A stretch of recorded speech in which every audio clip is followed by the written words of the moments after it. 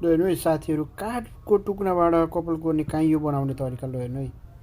टक्क उहाँले कराउँतीले काट्दै हुनुहुन्छ। ल हेर्नु है, दामी हुँदो रहेछ कि। ल ल हेर्नु है, ल पुरा भिडियो हेर्नुहोस् त हजुरहरूले। ल मिलाउँदै हुनुहुन्छ उहाँले। ल अँ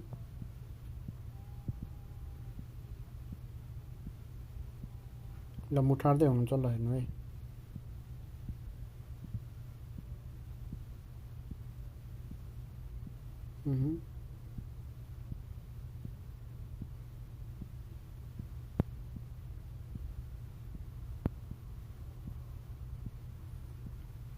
ल हेर्नु है, यति दामी काइयो बन्दो रहेछ कि काठको।